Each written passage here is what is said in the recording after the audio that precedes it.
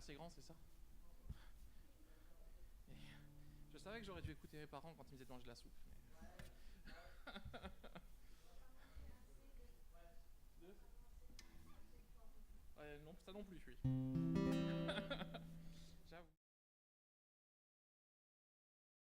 J'étais pas le plus grand fan des légumes. Ok, c'est bon? Tout va bien là? À la sono? Merci encore à l'équipe technique. Voilà, on va tout doucement commencer cette réunion. Voilà, on est un petit peu moins nombreux aujourd'hui parce que nous avons pas mal de départs en vacances cette semaine. Voilà, mais bon, on profite peut-être de la réunion de prière en live au bord de la mer Crétoise ou d'autres endroits. En tout cas, voilà, si jamais vous nous voyez, bienvenue à cette réunion de prière. Voilà, nous on va commencer en remettant ces instants entre les mains du Seigneur. Et puis ensuite, on va faire quelques chants. D'accord ? Seigneur, je te remercie, Seigneur, pour cette réunion. Seigneur, je te remercie pour cette soirée. Je te remercie, Seigneur, parce que nous pouvons venir, Seigneur, simplement venir te louer, venir t'adorer. Seigneur, déposer à tes pieds nos fardeaux, déposer à tes pieds nos requêtes, nos demandes, Seigneur. Nous pouvons venir au pied de la croix, Seigneur, devant ce voile qui s'est déchiré, Seigneur, et avoir une communion avec toi, Seigneur. Nous prions un Dieu qui nous entend, qui nous écoute et qui répond, Seigneur. Et il fait tout ça parce qu'il nous aime, parce qu'il tient à nous, Seigneur. Alors merci pour cet amour, merci pour ce prix payé, et merci pour cette réunion de prière que nous allons partager ensemble, Seigneur. Nous voulons continuer d'avancer sur ton chemin, nous voulons continuer d'avancer sur ta voie, Seigneur. Et comme on l'a dit dimanche, Seigneur, nous voulons avoir ce plaisir, Seigneur, à t'obéir, Seigneur. Merci, mon Dieu, mon roi, au nom de Jésus-Christ, ton Fils. Amen. Voilà, alors on va commencer par un chant que je n'ai pas chanté depuis très longtemps. Voilà, c'est un chant qui nous a été proposé par notre sœur Nicole. Et donc, pour m'aider un petit peu, c'est Sur le chemin va sans peur. Voilà. Je me souviens de l'avoir chanté à l'école du dimanche, mais depuis, je ne suis pas sûr. Donc voilà, si jamais vous avez envie de m'accompagner, n'hésitez pas.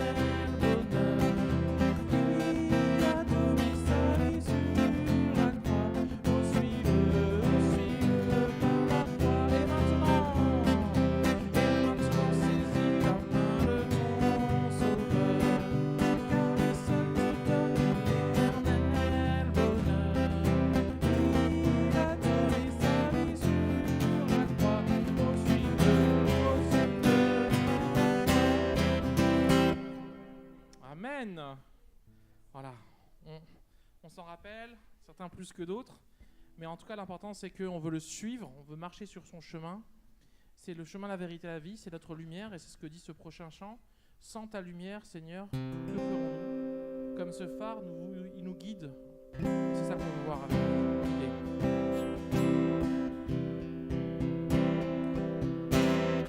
Sans ta lumière,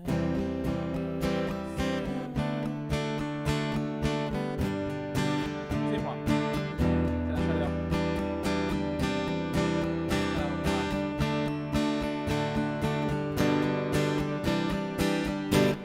Sans ta lumière,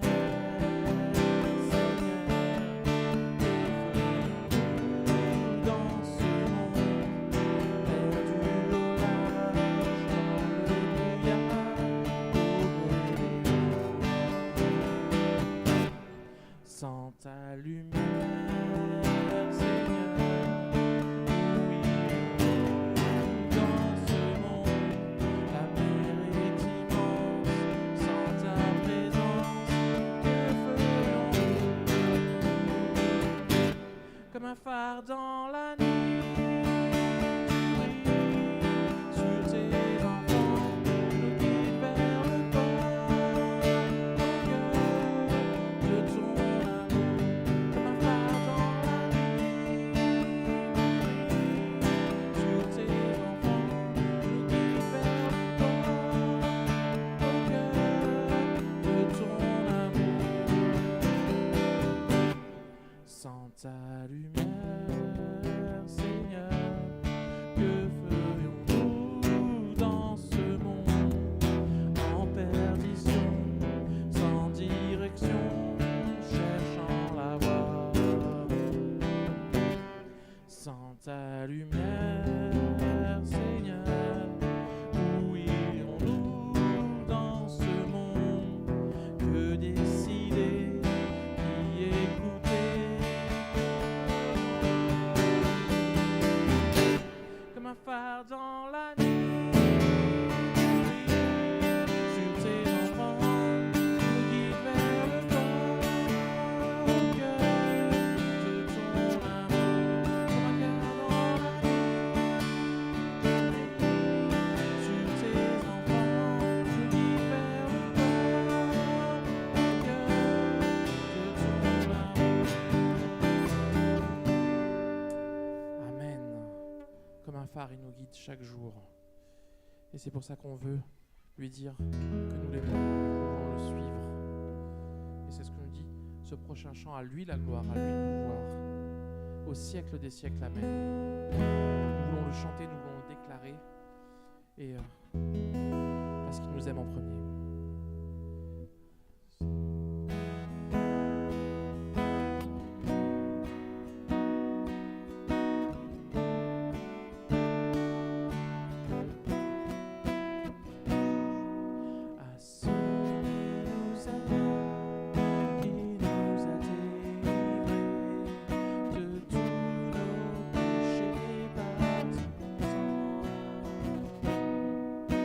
Et qui a fait de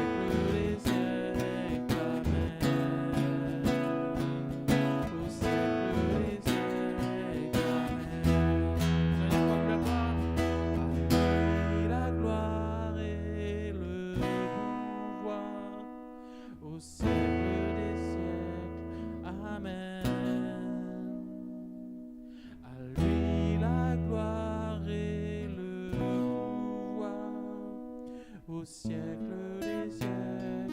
Amen. Au siècle des siècles. Amen. Oui, Seigneur, ce soir, nous voulons le dire encore une fois, Seigneur, et nous nous arrêterons jamais de le dire, Seigneur, qu'à toi revienne la gloire, Seigneur, qu'à toi revienne le pouvoir, parce que c'est à toi qu'ils ont appartenu dès le commencement et dès l'éternité, Seigneur.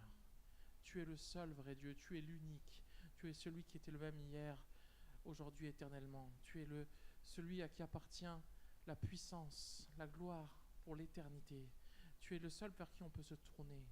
Il n'y a aucune autre personne, aucune autre stature sur terre et dans les cieux vers qui on peut se tourner autre que toi, Seigneur.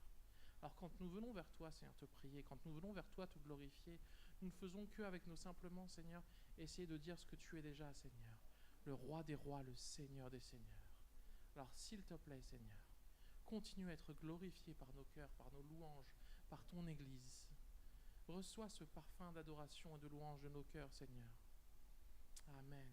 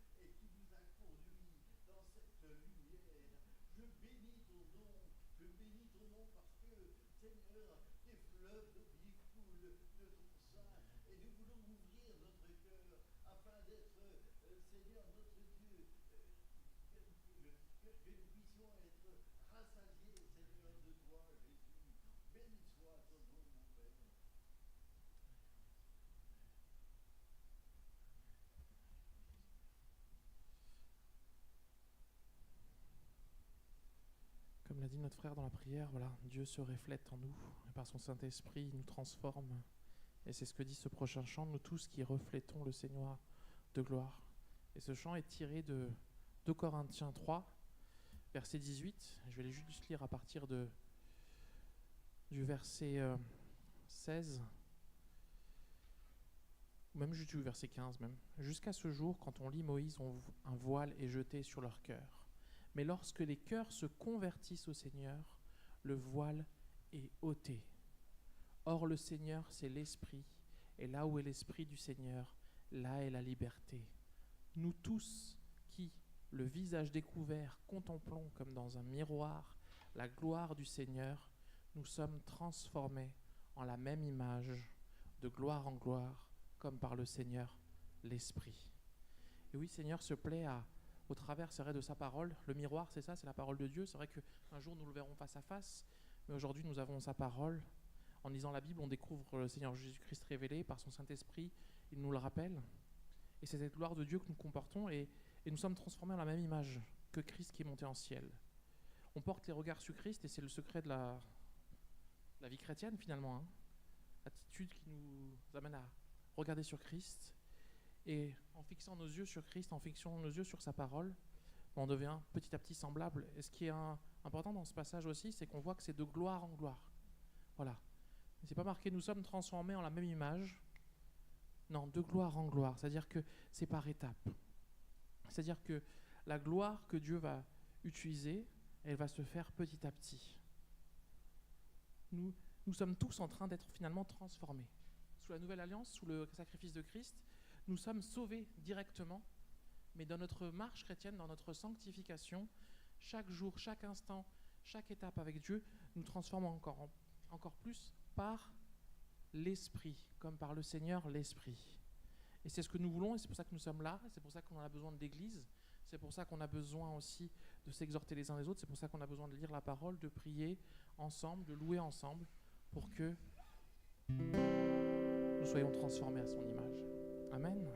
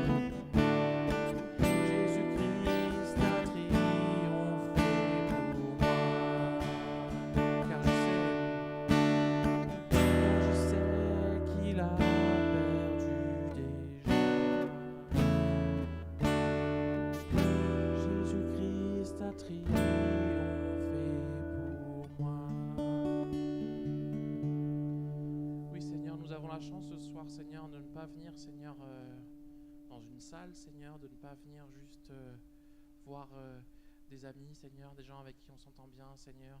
Nous avons la chance, Seigneur, d'aujourd'hui, Seigneur, venir à la rencontre du Créateur du monde, Seigneur. Nous avons la chance de venir voir celui qui a déjà tout accompli, Seigneur.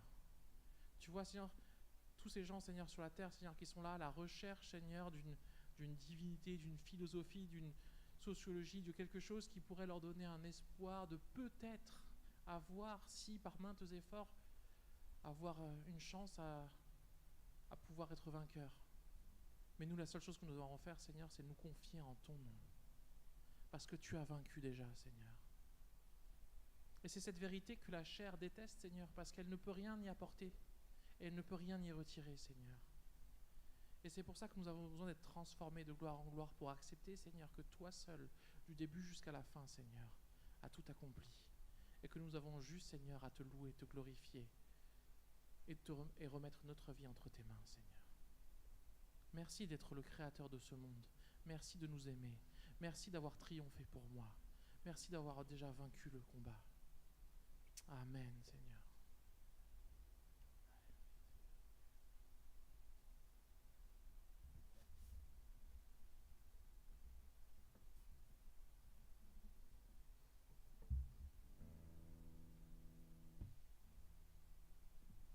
Amen. Voilà, alors avant de passer au message, on va juste lire un petit passage. Notre sœur Eliana avait à cœur pour ce soir.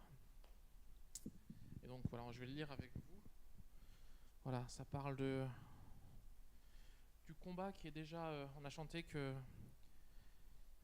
Jésus-Christ a triomphé pour moi, car je sais qu'il a perdu déjà. Et ben, c'est un peu ce qui se passe ici. On est en Josué 1. Josué chapitre 1, et le passage que notre sœur avait à cœur était des versets 1 au verset 9. Après la mort de Moïse, serviteur de l'Éternel, l'Éternel dit à Josué, fils de Nun, serviteur de Moïse. Moïse, mon serviteur, est mort. Maintenant, lève-toi, passe ce Jourdain, toi et tout ce peuple, pour entrer dans le pays que je donne aux enfants d'Israël. Tout lieu que foulera la plante de votre pied, je vous le donne, comme je l'ai dit à Moïse. Vous aurez pour territoire depuis le désert et le Liban jusqu'au grand fleuve, le fleuve de l'Euphrate, tout le pays des Iciens et jusqu'à la grande mer vers le soleil couchant. Nul ne tiendra devant toi tant que tu vivras. Je serai avec toi comme j'ai été avec Moïse. Je ne te délaisserai point, je ne t'abandonnerai point. Fortifie-toi et prends courage, car c'est toi qui mettras ce peuple en possession du pays que j'ai juré à leur père de leur donner. Fortifie-toi seulement et bon courage, en agissant fidèlement selon toute la loi que Moïse, mon serviteur, t'a prescrite. Ne t'en détourne point ni à droite ni à gauche, afin de réussir dans tout ce que tu entreprendras. Que ce livre de la loi ne s'éloigne point de ta bouche, médite-le jour et nuit, pour agir fidèlement selon tout ce qui est écrit. C'est alors que tu auras du succès dans tes entreprises, c'est alors que tu réussiras. Ne t'ai-je pas donné cet ordre ? Fortifie-toi et prends courage. Ne t'effraie point et ne t'épouvante point, car l'Éternel, ton Dieu, est avec toi dans tout ce que tu entreprendras. Amen. Voilà. L'Éternel est avec nous. Si Dieu est avec nous, qui sera contre nous ? On va juste prier avant d'écouter un petit peu ensemble ce que j'ai envie de partager avec vous. Hop. Seigneur, je te remercie, Seigneur, pour ta parole, Seigneur, parce qu'elle est vie, Seigneur. Ta parole, elle est lumière, Seigneur. Ta parole est une nourriture pour nous, Seigneur, et pour notre esprit et pour notre âme. Alors je te prie, Seigneur, ce soir, de nous aider, Seigneur, au travers d'elle, Seigneur, à pouvoir, Seigneur, faire nôtre les promesses qui sont dedans, Seigneur. Je te prie au travers d'elle, Seigneur, avec ton esprit, Seigneur, que cette lettre, Seigneur, soit vivifiée par l'action de ton esprit, Seigneur, et qu'elle produise en nous, Seigneur, le fruit de l'esprit, le fruit de ta bonté, le fruit de ton amour, le fruit de ta justice, Seigneur. Tu puisses toujours nous conduire, Seigneur, en tant qu'Église, Seigneur, vers toi. et vers rien d'autre que toi. Merci mon Dieu, mon roi. Amen. Voilà. Alors, je me suis promis de faire plus court que la dernière fois. La dernière fois, on n'a pas eu beaucoup le temps de prier, donc si à un moment vous sentez que je dépasse les 21h, 21h05, vous me stoppez tout de suite pour qu'on puisse avoir le temps de prier. J'avais envie, une petite pensée, vraiment plus courte aujourd'hui. On a parlé pendant le dimanche de Pentecôte du Consolateur qui vient nous amener dans les bras de Christ, qui vient nous restaurer, nous consoler, nous faire un câlin, nous rappeler les choses. Mardi dernier, nous avions parlé de regarder à la vérité de Christ et de ne pas regarder à notre réalité, même si on passait une mauvaise journée, il fallait voir qu'est-ce que Christ voyait derrière. Ce dimanche, on a parlé des bénédictions d'obéir à Dieu. On a parlé du fait qu'en lui obéissant, en se mettant sous son autorité, sous son obéissance, eh bien en fait, on était bénis et on voyait même les chrétiens de Béret qui allaient vérifier dans la parole si ce qui est dit était vrai. Eh bien nous-mêmes, on doit aller dans la parole et voir ce qu'il dit de nous. Pour pouvoir avoir ces bénédictions de l'obéissance, pour pouvoir avoir ce Saint-Esprit qui nous console aussi et qui nous rappelle, nous devons chercher notre identité en Christ. Parce que Christ est la parole qui est faite chair. Et donc notre identité en Christ, c'est dans la Bible que nous la cherchons. Et de même que le Consolateur, celui qui va nous prendre dans les bras, nous rappellera en Jean 14, 26, « Mais le Consolateur, l'Esprit Saint, que le Père enverra en mon nom, vous enseignera toutes choses et vous rappellera tout ce que je vous ai dit. » Donc même le rôle du Consolateur, c'est de nous rappeler des vérités bibliques. Donc si j'ai besoin de voir la vérité du monde, si j'ai besoin de voir, d'être consolé, si j'ai besoin de force, eh ben j'ai besoin de me tourner vers la Bible. J'ai besoin d'être transformé de gloire en gloire, comme on l'a dit. J'ai besoin que le Saint-Esprit, au travers de la lecture de la parole, de la prière, de la méditation, puisse ensuite faire son œuvre. Parce que la foi vient de ce qu'on entend et ce qu'on entend vient de la parole. Et en Romains 12, 2, on nous a dit « Ne vous conformez pas au siècle présent, mais soyez transformés par le renouvellement de l'intelligence, afin que vous discerniez quelle est la volonté de Dieu, ce qui est bon, agréable et parfait. » Et c'est important pour nous parce que le renouvellement de l'intelligence nous permet de nous faire à notre nouvelle identité. Le renouvellement de l'intelligence permet de faire nous permet de faire nôtre la consolation du Saint-Esprit. Le renouvellement de l'intelligence nous permet de réaliser que, oui, obéir à Dieu, c'est une source de bénédiction. Le renouvellement de l'intelligence nous permet de comprendre qui on est et quelle est notre identité en Christ. Et c'est à Dieu. C'est ça qui va faire de nous que la consolation du Saint-Esprit marche. C'est ça qui va faire qu'on va pouvoir marcher dans les sentiers peut-être difficiles, marcher dans la joie, qui va faire qu'on va pouvoir marcher dans ce monde. Et j'aimerais qu'on survole juste quelques chapitres, pas quelques chapitres, il a dit qu'il va faire quelques versets avec des vérités bibliques qui correspondent peut-être pas aux réalités qu'on voit, mais que le Saint-Esprit va des fois nous rappeler pour nous consoler, nous rappeler pour nous donner envie d'obéir à Dieu. Alors cette liste, elle n'est pas exhaustive, mais je pense que dans notre marche chrétienne, elle est nécessaire. Et c'est pour ça qu'on se tourne vers la parole, parce qu'elle a la vérité et la vie. Quand on est autour de nous, on est entouré de mensonges, mais la Bible nous dit, en Galates 3, 26, « Car vous êtes tous fils de Dieu par la foi en Jésus-Christ. » Ça, c'est une vérité biblique. Je suis fils et fille de Dieu. Quand des choses se passent autour de moi, que ma réalité ne va pas, que le consolateur peut me rappeler. La Bible me rappelle, je suis fils de Dieu. La Bible me dit aussi, je suis le sel de la terre. Matthieu 5, 13a. Vous êtes le sel de la terre. Vous savez la fonction qu'avait le sel? C'était de un, et celle qu'on connaît tous, qui est de donner du goût, voilà. Mais il était aussi de conserver. Il nous permet de conserver la parole de Dieu, conserver l'évangile, conserver cette gloire en Christ, conserver cette joie qui ne vient pas de nous. La parole de Dieu nous dit encore d'autres vérités. Elle nous dit que je suis la lumière du monde. Moi, toi. En Matthieu 5, 14, vous êtes la lumière du monde. Nous avons le privilège d'être la lumière. Pourquoi nous sommes la lumière du monde? Ce n'est pas moi qui suis une lumière.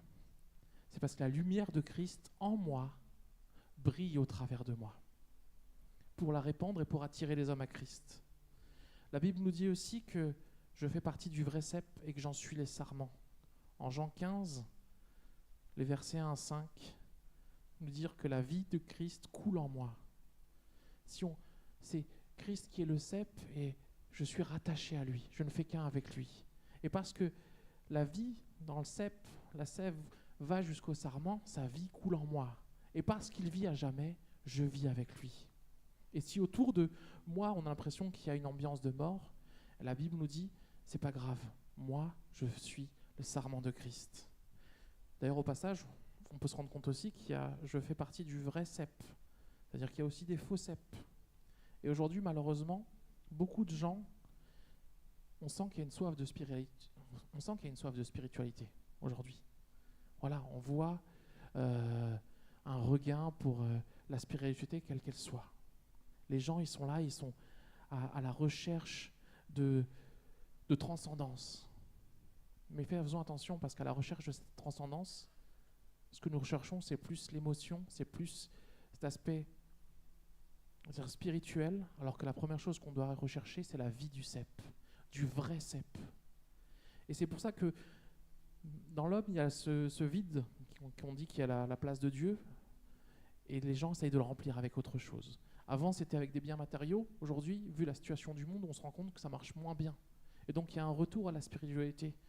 Mais la spiritualité ne nous sauve pas. La spiritualité ne nous montre pas la vérité. La spiritualité ne nous donne pas cette consolation. Seul Christ, le vrai cep, peut le faire. On a encore plus que ça. On a « Je suis l'ami de Christ ». Je suis l'ami de Christ. Toujours en Jean 15, on va arriver au verset 15. « Je ne vous appelle plus serviteur, parce que le serviteur ne sait pas ce que fait son maître. Mais je vous ai appelé ami, parce que je vous ai fait connaître tout ce que j'ai appris de mon Père. » Jésus, au travers de la Bible, au travers de son Saint-Esprit, nous révèle la volonté du Père, nous révèle le cœur du Père. Et donc nous sommes, par lui, par son sacrifice, amis de Dieu. Voilà, si aujourd'hui vous n'avez pas d'amis, sachez que vous êtes l'ami de Christ. L'ami, c'est quelqu'un de proche avec qui on peut communiquer. Et c'est important parce que la Bible nous dit qu'avant nous étions ennemis de Dieu, en inimitié, enfants de colère. Et maintenant nous sommes amis de Dieu. Verset d'après, Jean 15, 16. « Je suis choisi et établi par Christ pour porter du fruit. Je vous ai choisi et je vous ai établi afin que vous alliez et que vous portiez du fruit et que votre fruit demeure. » Donc là, dans ce verset, on pourrait même faire tout un texte là-dessus. D'abord, Jésus nous a choisis. C'est-à-dire qu'il voulait de nous. C'est pas Jésus qui a dit, bon,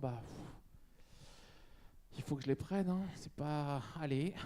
Vous savez, comme dans les, je sais pas si vous étiez petit, moi ça m'a toujours été mon cas, quand on faisait des équipes, et on devait toujours choisir un joueur l'un après l'autre, et le dernier joueur, il était choisi. J'étais souvent le dernier joueur, parce que je parlais trop, bref. Mais bon, c'est vrai que quand on est le dernier joueur, on ne se sent pas vraiment choisi. On est par défaut. Et là, Jésus, il ne nous prend pas par défaut, il ne nous prend pas parce que, bon, voilà, il faut que... Non, je vous ai choisi, je vous ai établi. Et pourquoi ? Pour un but. C'est même pas pour porter du fruit, le fruit du Saint-Esprit. La joie, la patience, la bonté, le fruit de notre liberté en Christ. On l'a vu, hein, là où il y a l'Esprit, il y a la liberté. Il y a aussi des aspects qui peuvent peut-être aussi nous rendre compte aussi de notre besoin de marcher dans ses voies. La Bible nous dit aussi en Romains 6, 18, « Ayant été affranchis du péché, vous êtes devenus esclaves de la justice. » Nous sommes esclaves, nous sommes rattachés à la justice, c'est-à-dire nous ne pouvons faire autrement que de nous tourner vers la justice. Et la justice, c'est Dieu. La justice, celui qui est le juste juge, c'est Dieu, c'est Christ. C'est un esclavage volontaire, c'est un esclavage basé sur l'amour. Je suis l'esclave de Christ, l'amour me presse, dira Paul.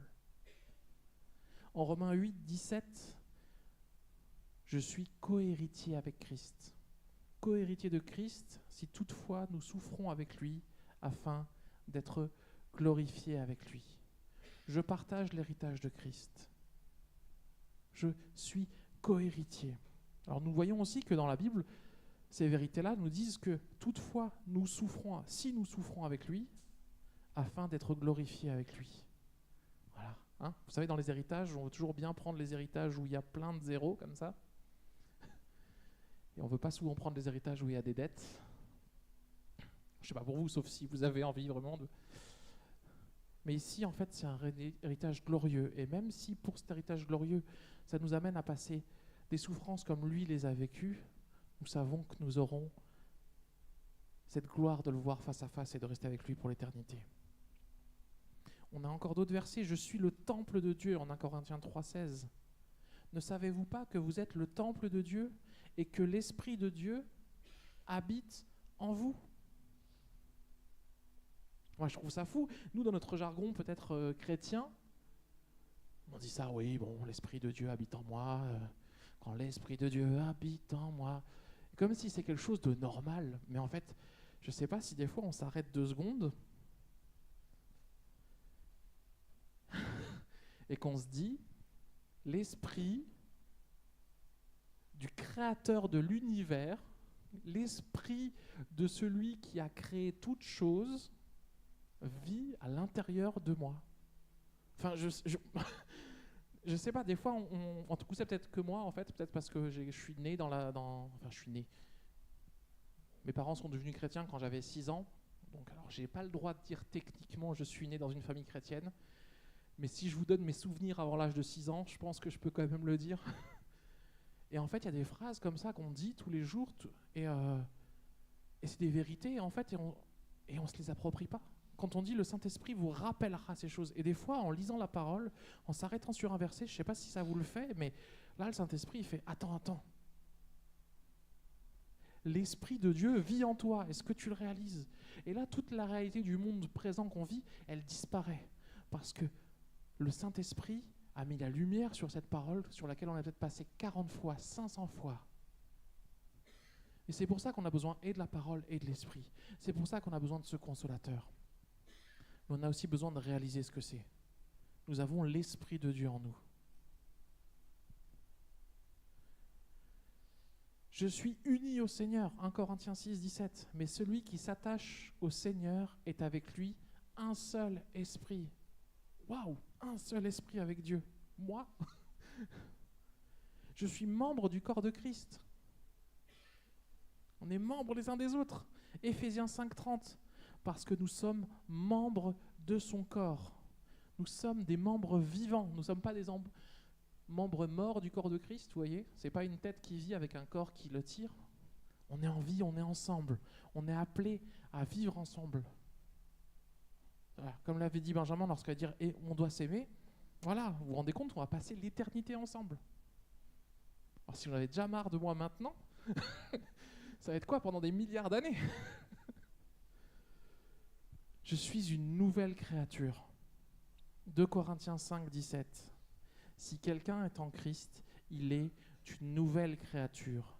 Les choses anciennes sont passées. Voici, toutes choses sont devenues nouvelles. Moi, je trouve que c'est quelque chose ça, c'est un des versets qui me pose souvent très problème dans ma vie.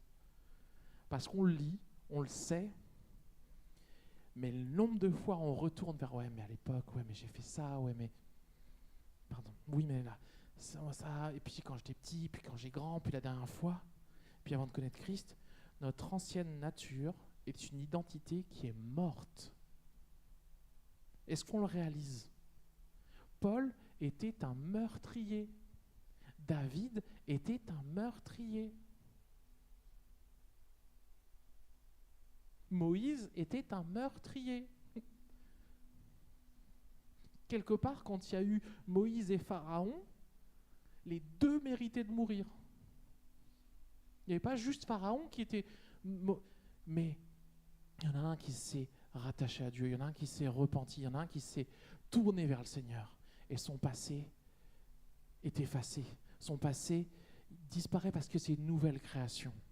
Notre nouvelle identité, c'est le sang de Christ à la croix qui nous purifie et qui nous nettoie. Est-ce que ça aussi on le réalise? Parce que si on le réalise, ça nous amène aussi à marcher différemment.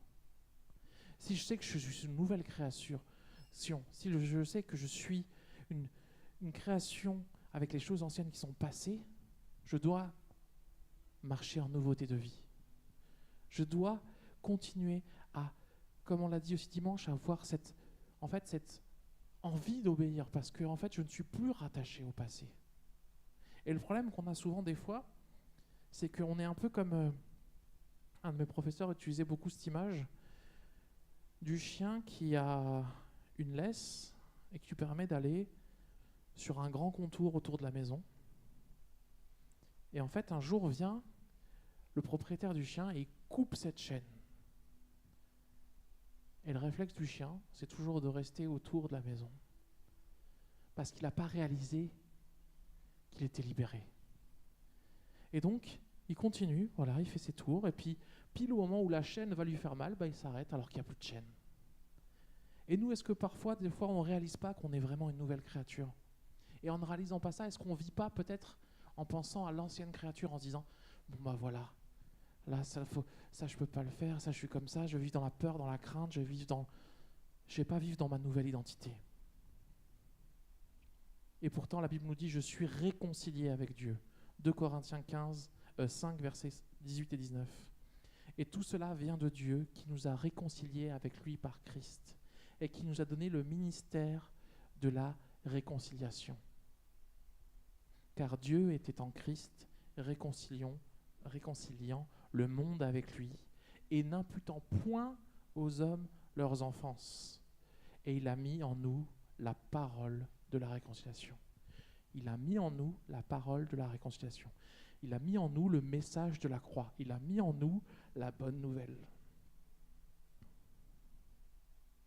Plus dur encore. Des fois, on a du mal avec ce verset. Surtout nous, les évangéliques, les catholiques, sur là, ils y vont sur ce mot. Mais je suis saint. Éphésiens 1:1. Paul, apôtre de Jésus-Christ, par la volonté de Dieu, aux saints qui sont à Éphèse et aux fidèles en Jésus-Christ.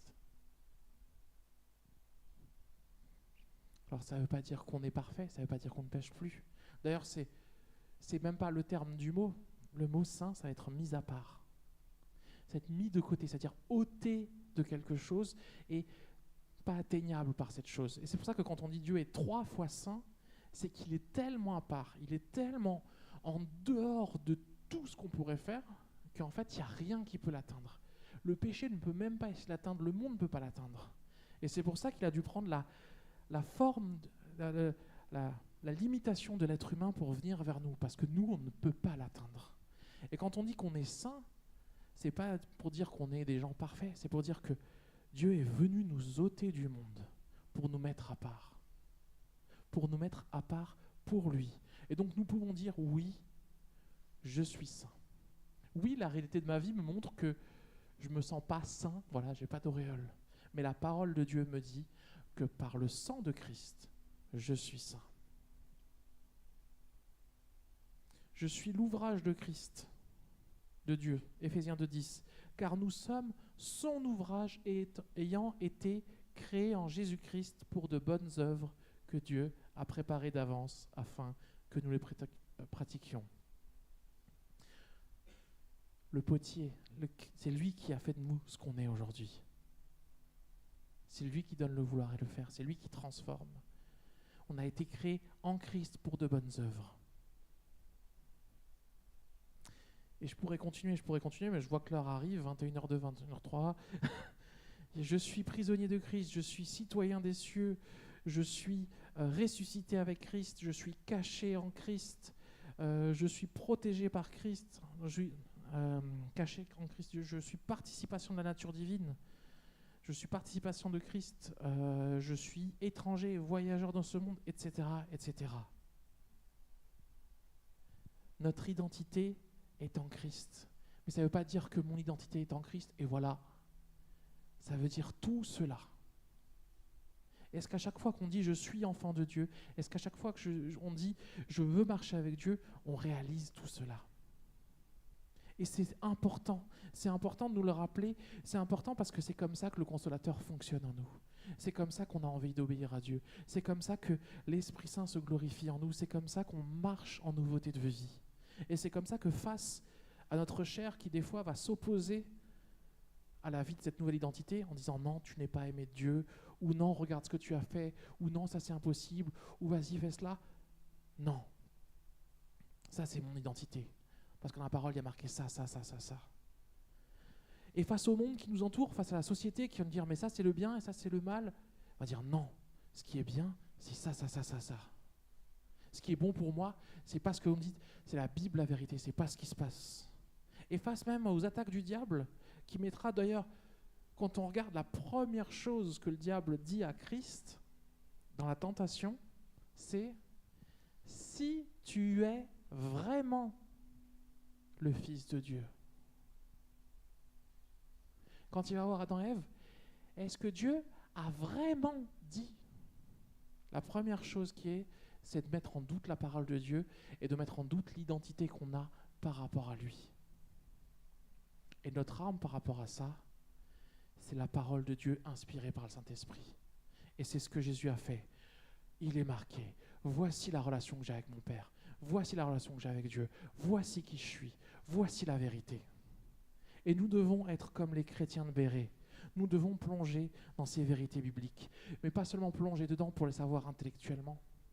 Il y a des docteurs en théologie qui ont 2-3 doctorats en théologie, dans le seul but d'avoir des connaissances, dans le seul but même d'essayer de détruire la Bible.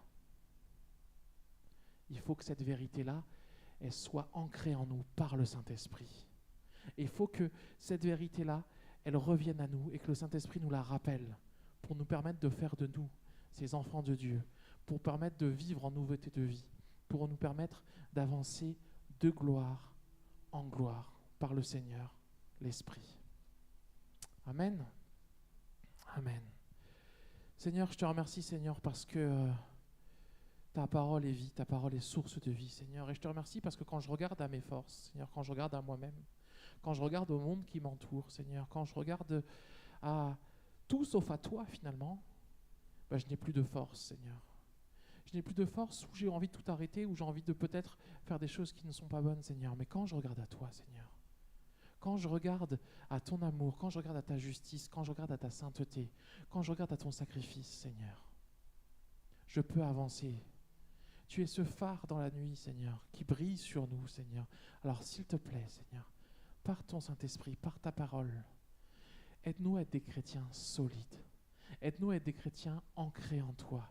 Aide-nous à être des chrétiens qui sont dépendants uniquement de ta vision à toi. Aide-nous à ce que notre identité soit uniquement fondée sur toi et sur toi seul. Aide-nous à ce que nous ne soyons pas des gens qui, justement, voguions à tout vent de doctrine parce que nous regardons à plein d'autres choses autour de nous, mais que nous soyons ancrés dans ta parole par ton esprit, Seigneur. Et c'est là aussi le but de l'Église. L'Église qui doit être la lumière de la vérité. Et nous voulons, s'il te plaît, Seigneur, garder ce cap. Ce cap, finalement, où c'est toi qui bâtis l'Église. Ce cap où c'est toi qui conduis l'Église. Ce cap où c'est toi le chemin, la vérité, la vie. Ce cap où, finalement, on ne peut faire les choses que par toi, pour toi et en toi. Merci, mon Dieu, mon roi, parce qu'aujourd'hui, je peux dire que je suis ton enfant. Et que je suis saint parce que tu m'as séparé de ce monde par le sacrifice de Christ. Et je veux vivre comme cela chaque jour de ma vie. Au nom de Jésus-Christ, ton Fils. Amen.